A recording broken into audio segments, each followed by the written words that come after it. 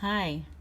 Hi, we're back with Wayside School Gets a Little Stranger. And we are on chapter 7.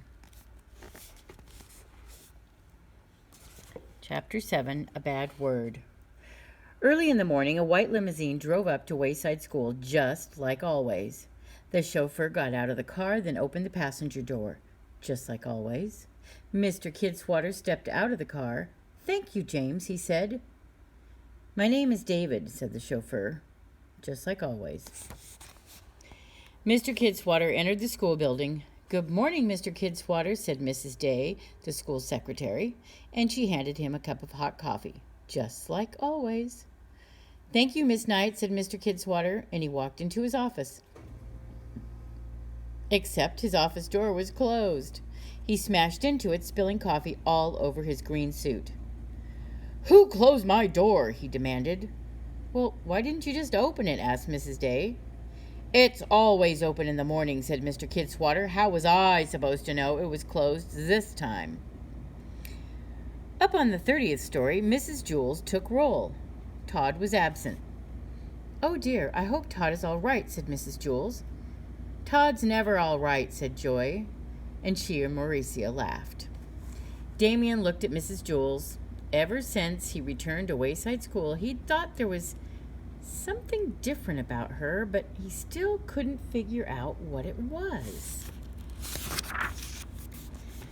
Mr. Kidswatter's voice came over the PA system. "Good morning, boys and girls." There was the usual pause. "Today, I want to talk about doors," said Mr. Kidswatter. "Well, this should be interesting," said Mrs. Jules. "Do you know how many doors there are in this school building?" asked Mr. Kidswatter. Mrs. Jules shook her head. "Well, there are a lot, over 30, and some of you probably have doors at home, too. Maybe more than one. All those doors. Think about it." "Well, Mr. Kidswatter has certainly given us something to think about this morning," said Mrs. Jules. "So remember," said Mr. Kidswatter, "and please be careful. Always check to see if a door is open before going through it. And if it's not open, open it. And if you can't open it yourself, ask someone to open it for you. This may not make a lot of sense to you now, but someday you'll thank me." Mrs. Jules looked around the class. "That's good advice," she said. "I think most of you already knew it, but at least it's nice to know we have a principal who cares." "I hate doors," shouted Mr. Kidswatter. "It's a dumb word. Door, door, door, door. Who made up that word anyway?" Mrs. Jules waited a little longer, but Mr. Kidswatter just seemed to be finished. "Some people just don't like doors," she said. "I've made a new rule," declared Mr. Kidswatter. "You may no longer say that word. You know what word I mean, but don't say it. Instead, I've made up a new word for you. Guzak. Open the Guzak. Shut the Guzak. Lock the Guzak. Don't you think that's a better word? I do. From now on, that other word is a bad word. I have made my decision." Everyone turned around and looked at the Guzak, and suddenly it opened. Todd entered. "I'm sorry I'm late," he said. "That's okay, Mrs. Jules. I'm just glad you're not sick or hurt." "My dad locked his keys in the car," Todd explained, "and we had to use a coat hanger to unlock the door." Everyone gasped. Mrs. Jules made Todd write his name on the blackboard under the word discipline.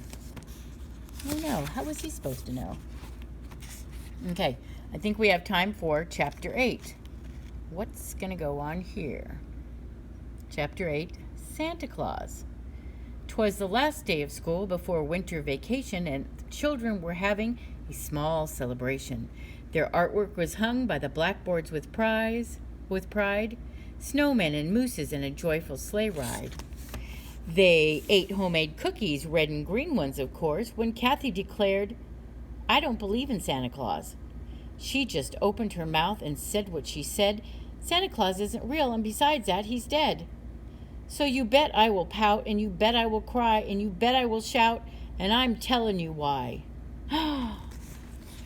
Stephen covered his ears. "No, you're wrong," he shouted. "It's not true. There is a Santa Claus. I know there is." "Ho, ho, ho," laughed Kathy. "Kathy's just saying that because she never gets any presents," said Jason. "All she ever gets is a lump of coal," said Rondi. "Wrong," said Kathy. "I get lots of presents. My parents buy them for me, and they have lots of money, and they buy me anything I want." She bit off the head of a reindeer cookie. Wow, she's not horribly nice. "The only thing that matters is how rich your parents are. If they have lots of money, then you'll get lots of good presents, and if they're poor, then you'll just get a few crummy presents."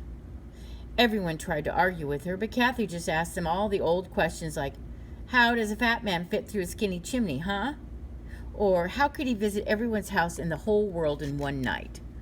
And of course, nobody knew the answers. Nobody ever has. "Only Santa knows the answers to those questions," said Rondi. "Don't you even like Christmas?" asked Stephen. "Sure. I get lots of presents and I don't have to work." Then she stuck out her tongue and called Stephen a jerk. Poor Stephen sputtered as his face turned quite blue. "If you don't believe in Santa, he won't believe in you." But Kathy just yelped, "You know that it's true. Do you still believe in the Easter Bunny, the Tooth Fairy, and Mrs. Zarves, too?" "Let's ask Mrs. Jules," said Mauricia. "She's a teacher who's wise. Let's ask Mrs. Jules. She never lies." The children crowded round their wise teacher's desks and asked her a question never found on a test. "Is there a Santa? You're a teacher with smarts. Is Santa Claus real?" they asked with pure hearts. And oh, Mrs. Jules, that teacher so wise, looked at their faces in bright, eager eyes. But she had to say something. It was her job to reply. "Tell them," yelped Kathy, "that reindeer can't fly." Outside the window, snowflakes were falling. Inside the window, Mrs. Jules was just stalling. "Are our parents all liars? Is it all just a trick to make us be good for the fear of Saint Nick? Tell us the truth. Don't try to fake it. Is there a Santa? Let us know. We can take it." Mrs. Jules cleared her throat, and then she cleared it again. She put down her pencil. She picked up her pen. "Hey, look," shouted Leslie. "Look there. Who is that? Someone is coming in through the Guzak." And sure enough, the door opened. It had to open quite wide, and as a strange-looking stranger stepped sideways inside. And he wore a red suit, and he had a white fluffy beard, and even for Wayside, he looked pretty weird. His fat belly shook like a bowl full of jello, and there was no doubt about it. They knew that fellow. It was Louis, the yard teacher. "What are you doing in that stupid suit, Louis?" asked Sherry. "Aren't you hot?" "Why are you wearing a fake beard?" asked Todd. "Is that a pillow under your jacket?" asked Jason. Kathy was delighted. "See," she said, "that proves there's no Santa Claus. If there was, Louis wouldn't have to dress up like a fool and pretend to be him." "I'm not Louis," said Louis. "I'm Santa Claus. Ho, ho." "You're lying to us, Louis," said John. "Everyone is always lying to us. Kathy's right. Christmas is nothing but a dirty, stinking lie." "I was just trying to bring a little holiday cheer," said Louis. "Go home, Jerome," said Terence. "No, that's no way to talk to Louis," said Mrs. Jules. "Louis is one of Santa's special helpers." "Really, Louis?" asked Dee Dee. And Louis looked at Mrs. Jules. "That's right," he said. And the children were all very impressed. "Have you ever met him?" demanded Kathy. "Well, no, not exactly," Louis admitted. "See," said Kathy, "it's just another lie." "You don't have to meet Santa to be one of his special helpers," said Mrs. Jules. "Well, then how do you know what he wants you to do?" asked John. "That's easy," said Mrs. Jules. "You just have to be nice to other people. And whenever you give someone a present or sing a holiday song, you're helping Santa Claus. To me, that's what Christmas is all about, helping Santa Claus." "Can I be one of his helpers?" asked Damien. You bet, said Mrs. Jules.